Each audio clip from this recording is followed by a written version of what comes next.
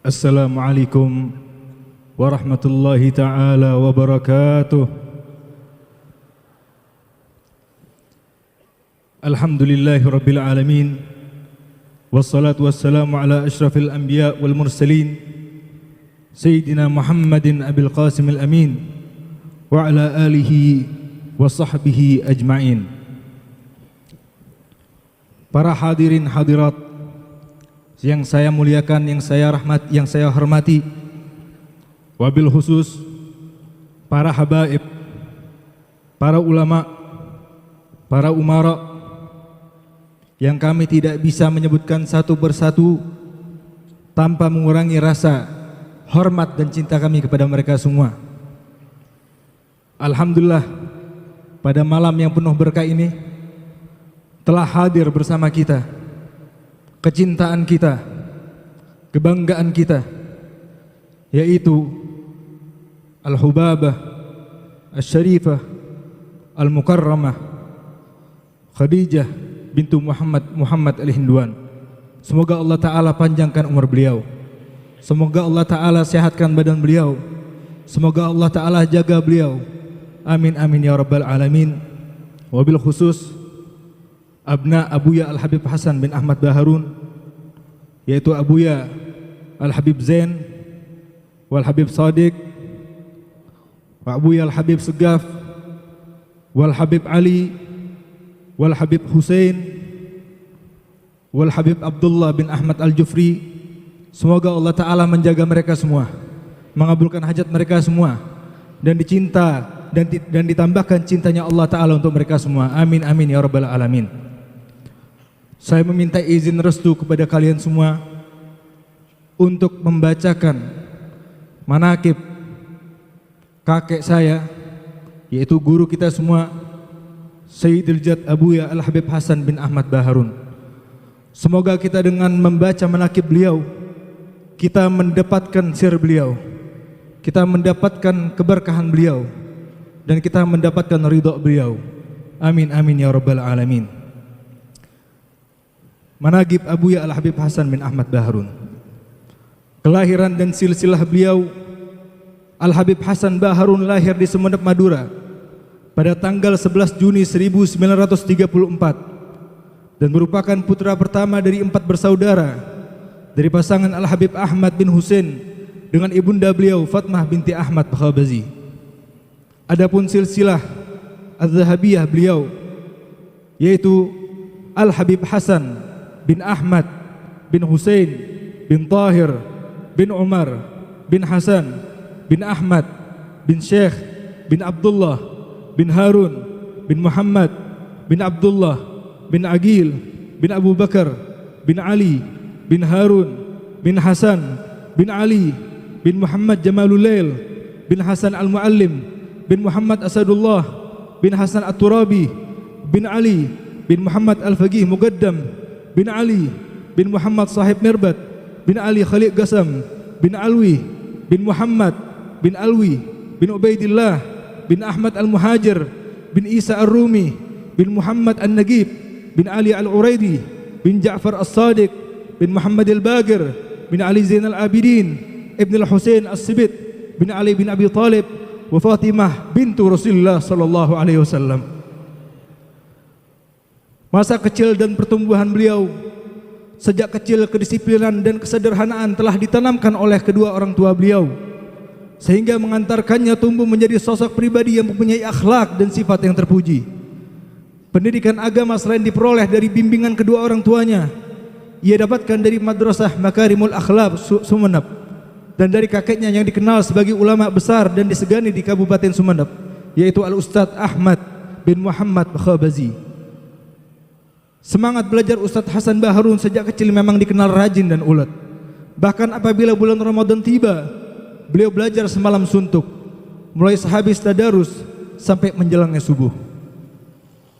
Adapun guru-guru beliau adalah orang yang sangat ulet dan gemar menimba ilmu dari banyak ulama. Di antaranya Syekh Ahmad bin Muhammad Al-Bakhabazi, wa Syekh Utsman bin Ahmad Al-Bakhabazi, wa Syekh Umar bin Ahmad Al-Bakhabazi, wal Habib Al-Faqih Umar Ba'agil, dan guru besar sekaligus sosok yang paling mensupport beliau adalah Muhaddithul Haramain Al-Allamah Abuya Sayyid Muhammad Alawi Al-Maliki Al-Hasani. Perjalanan dakwah beliau dan pengembangan bahasa Arab. Beliau sering mengikuti ayahnya ke daerah Masalembu, Sumeneb, Madura untuk berdakwah sambil membawa barang dagangan. Apabila ada orang yang tidak mampu membayar hutangnya, disuruh membayar semampunya, bahkan dibebaskan. Pada waktu berkeliling menjajakan dagangan, justru beliau dikenal suka membantu menyelesaikan permasalahan dan konflik yang terjadi di masyarakat serta senantiasa berusaha mendamaikan mereka yang berselisih dan bersengketa dalam mendamaikan tokoh-tokoh masyarakat yang sedang bermusuhan. Pada tahun 1965, beliau merantau ke Pontianak berdakwah keluar masuk dari satu desa ke desa lainnya dan melewati hutan belantara yang penuh lumpur dan rawa-rawa. Namun dengan penuh kesabaran dan ketabahan, semua itu tidak dianggapnya sebagai rintangan. Dengan penuh kearifan dan bijaksana, dikenalkannya dakwah Islam kepada orang-orang yang masih awam terhadap Islam. Pada waktu melakukan dakwah, beliau senantiasa membawa seperangkat peralatan pengeras suara, loudspeaker ataupun sound system yang pada saat itu memang masih langka di Pontianak, sehingga dengan hal itu tidak merepotkan yang punya hajat atau yang ingin mengundangnya untuk mencari sewaan pengeras suara. Dan tak lupa, beliau membawa satir atau tabir untuk menghindari terjadinya ikhtilat, percampuran antara laki-laki dan perempuan, ataupun perbuatan maksiat atau dosa lainnya yang akan menghalangi masuknya hidayah Allah Subhanahu wa taala. Sekitar tahun 1970, atas permintaan dan perintah dari ibundanya, beliau pulang ke Madura dan disuruh untuk berdakwah di Madura atau di Pulau Jawa saja. Pada tahun 1972, beliau mengajar di Pondok Pesantren Gondang Legi Malang, mengembangkan bahasa Arab, sehingga Pondok Gondang Legi pada saat itu terkenal maju dalam bidang bahasa Arabnya. Beliau pun berkeliling dari satu pesantren ke pesantren lainnya untuk mengampanyekan bahasa Al-Quran tersebut. Karena beliau memiliki pandangan, amatlah tidak pantas seorang menuntut ilmu agama bila tidak memahami dan mampu berbahasa Arab dengan baik. Sehingga dari pemikiran ini pula lah lahir karya-karya tulis beliau dalam bidang bahasa Arab yang sampai sekarang sudah tercetak jutaan eksemplar dan digunakan di banyak pesantren di seluruh Nusantara ini. Pendirian Ponpes Dalwa pada tahun 1981 di Kota Bangil, Pasuruan, Jatim. Beliau memulai pengkaderan ulama dengan menempati sebuah rumah kontrakan. Dengan penuh ketelatenan dan kesabaran, beliau dalam waktu yang relatif singkat, jumlah santri berkembang dengan pesat. Selain membina santri putra, pada tahun 1983 pondok ini menerima santri putri yang berjumlah 16 orang yang bertempat di daerah yang sama. Dan pada tahun 1984 lokal pemondokan santri menempati sampai sebanyak 13 rumah kontrakan. Atas petunjuk musyrif Ma'had Darul Lughah wad Da'wah Abuya Sayyid Muhammad Alawi Al-Maliki Al-Hasani, pada tahun 1985 Pondok Pesantren Darul Lughah wad Da'wah dipindah ke Desa Raci, yang saat ini Ponpes Dalwa bisa kita saksikan. Perkembangan Ponpes Dalwa pun tak lepas dari peran dukungan istri Abuya Al-Habib Hasan Baharun. Beliau adalah Al-Mukarramah Al-Syarifah Al-Hubabah Khadijah bintu Muhammad Al-Hindwan, istri tercinta yang senantiasa dengan penuh ketabahan dan kesabaran mendampingi pahit getirnya perjuangan serta senantiasa memberikan semangat bagi sang suami. Bahkan jiwa besar dan perjuangannya ditunjukkan oleh Hubabah ketika Abuya Hasan membutuhkan dana untuk pondok. Maka Hubabah dengan senang hati menjual seluruh barang-barang berharga dan semua perhiasan yang dimilikinya, bahkan yang mengandung kenangan dan sejarah dengan kedua orang tuanya dijualnya pula. Dan berkat keikhlasan niat daripada Abuya Al-Habib Hasan, hingga saat ini Ponpes Dalwa santri dan santriwatinya berjumlah 17.000 santri dari dalam dan luar negeri. Dan alhamdulillah telah berhasil menelurkan ratusan bahkan ribuan para pendakwah di seluruh Nusantara Indonesia, yang dimana tidak sedikit daripada para alumni yang membuka pondok-pondok pesantren. Hubungan ke berbagai kalangan. Beliau adalah orang yang sangat diterima oleh berbagai kalangan, mulai para ulama, mancanegara, pejabat, hingga masyarakat awam. Semua beliau perlakukan sesuai porsinya dengan sesuai sabda Nabi Muhammad SAW. Qala sallallahu alaihi wasallam, anzilin nas manazilahum. Perlakukanlah setiap orang sesuai porsi mereka masing-masing. sehingga dakwah beliau pun menyeluruh dan bisa dirasakan semua kalangan, di mana itu memang menjadi salah satu cita-cita besar beliau.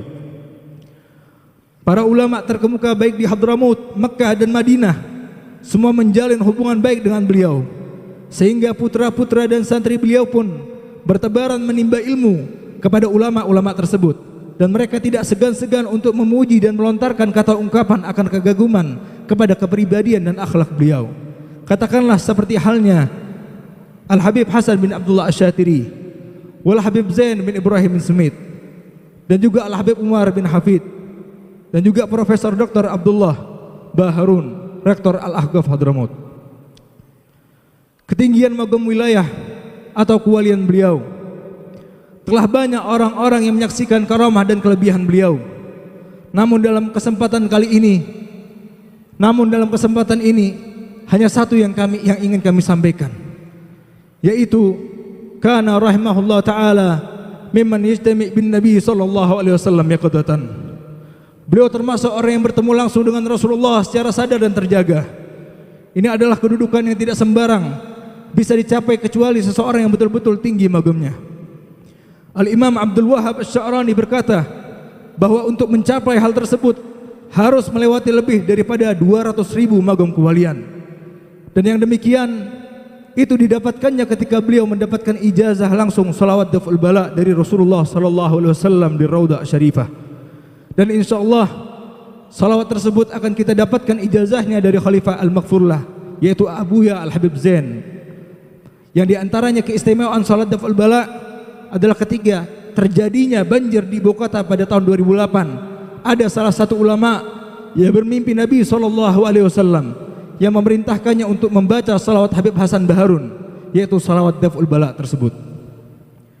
Kepergian beliau ke alam barzah, beliau terus berjuang menjadi ayah bagi semua murid-muridnya, menjadi guru bagi setiap santrinya. Sifat sabar, tawakal, ikhlas, belah kasih, tawadhu, dermawanan, kebersihan hati, dan sifat-sifat terpuji lainnya menghiasi perjalanan hidup beliau bersama orang-orang yang ada di sekitar beliau. Hingga ketentuan Allah yang harus terlaksana datang pada tanggal 23 Mei 1999 Masehi, bertepatan tanggal 8 Safar 1420 Hijriah. Beliau menghembuskan nafas terakhirnya di kantor tempat beliau mengasuh santri-santrinya. Beliau wafat bukan di rumah dikelilingi anak istrinya, tapi melainkan di kantor di tengah-tengah santrinya. Beberapa pujian para ulama untuk beliau. Abuya Sayyid Muhammad ini sering terlontar ketika beliau mengajar murid-muridnya. Beliau mengatakan bahwa apabila kamu ingin mencontohkan kesabaran, jiwa perjuangan, serta tawakal yang kuat, maka contohlah Ustadz Hasan Baharun. Al-Habib Hasan bin Abdullah Asy-Syatiri menyatakan dengan ainul basirahnya, mata batinnya, bahwasanya Al-Habib Hasan bin Ahmad Baharun min jumlatil abdal. Beliau Al-Habib Hasan bin Ahmad Baharun adalah termasuk wali dari tingkatan abdal.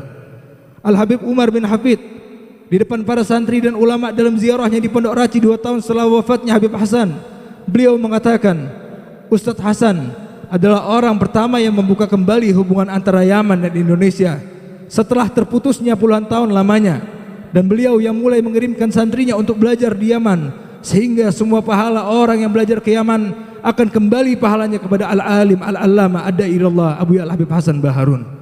Akhirnya kita berharap semoga dengan diadakan haul Abuya Al-Habib Hasan ini dan dibacakan manakibnya, kita semua dan seluruh bangsa dan masyarakat Indonesia mendapatkan rahmat, mendapatkan berkah dan inayah daripada Allah Subhanahu wa taala, diberikan keimanan dan ketakwaan serta kekuatan kepada para pemimpin kami, sehingga mereka dapat mengayomi kami yang menjadi kemaslahatan bagi masyarakat kami. Ya Allah, jadikanlah negara kami Indonesia yang sangat amat kami cintai ini negara yang berdaulat dan bermartabat, sehingga menjadi baldatun thayyibatun wa rabbun ghafur. Ya Allah, ampunilah dosa-dosa kami dan kedua orang tua kami, rahmatilah mereka sebagaimana mereka merahmati kami semasa kecil kami. Ya Allah, yang sakit di antara kami sembuhkan, terutama penyakit hati hilangkan, dan tutuplah usia kami semuanya setelah usia yang panjang dalam keadaan sehat dan kemakmuran serta ketaatan dengan husnul khatimah, dengan husnul khatimah, dengan husnul khatimah. Rabbana atina fid dunya hasanah wa fil akhirati hasanah wa qina adzabannar. Wa sallallahu alaihi wasallam Muhammad wa ala alihi washabbihi wasallam. Kurang lebihnya saya mohon maaf. Wabillahi taufiq wal hidayah. Wassalamualaikum warahmatullahi wabarakatuh.